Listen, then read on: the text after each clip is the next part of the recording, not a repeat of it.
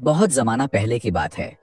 फारसी सल्तनत में मिकरान शाह नाम का एक मशहूर और ईमानदार बादशाह हुक्मरानी करता था।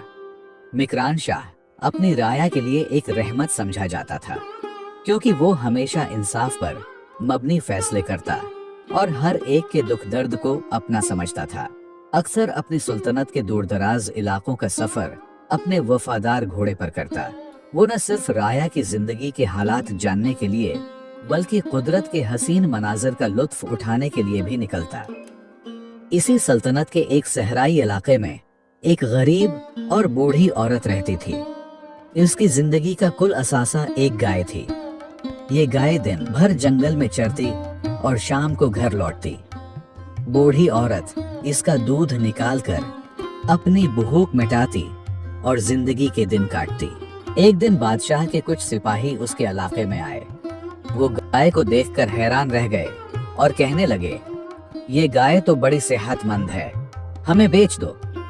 बूढ़ी औरत ने परेशान होकर कहा, ये मेरे बुढ़ापे का सहारा है, इसका दूध पीकर मैं जिंदा हूँ। अगर गाय में बेच दो तो मैं क्या करूंगी, मेरा कोई सहारा भी तो नहीं है। आप जाकर कोई और गाय तलाश करें, मैं उसे नहीं बेच सकती। बूढ़ी औरत के इनकार की वजह से सिपाही नाराज हो गए और कहा, अगर नहीं बेचोगी तो हम जबरदस्ती ले लेंगे।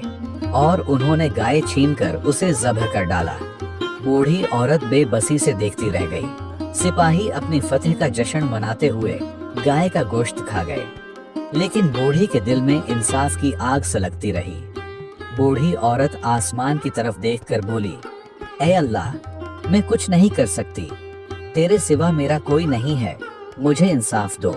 बूढ़ी औरत ने बादशाह तक अपनी फरियाद पहुंचाने की कोशिश की, मगर गुर्बत और बेबसी के बायस उसकी आवाज दरबार तक न जा सकी। दिन महीनों में बदल गए, लेकिन इंसाफ ना मिला। एक दिन किसी ने बूढ़ी को बताया कि बादशाह मिकरान शाह करीबी पुल से गुजरेगा। ये खबर सुनकर बूढ़ी औरत ने फैसला किया कि वो आखिरी बार अपनी फरियाद बादशाह के सामने रखेगी।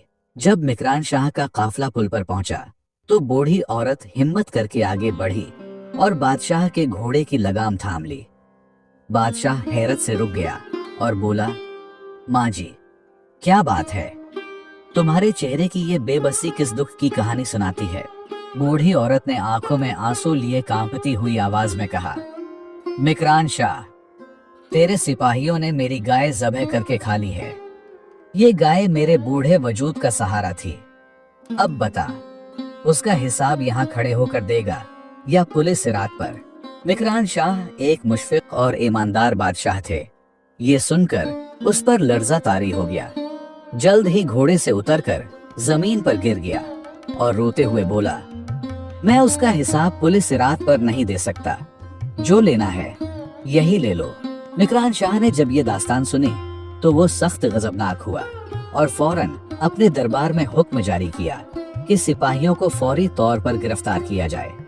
बूढ़ी औरत को न सिर्फ गाय की पूरी कीमत अदा की गई, बल्कि बादशाह ने अपनी सल्तनत की जानिब से इसकी मजीद माली मुआवनत का ऐलान भी किया, ताकि वो अपनी बाकी जिंदगी सुकून और आराम से गुजार सके।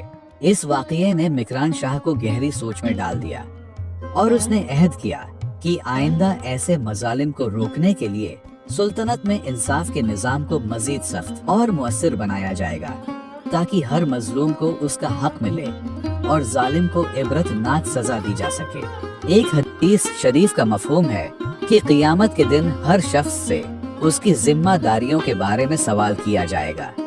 अगर कोई बादशाह है तो उससे उसकी पूरी सल्तनत का हिसाब लिया जाएगा, और अगर कोई घर या कंपनी का मालिक है तो उसके ज़ेरे साया अफराद के बारे में पूछा जाएगा।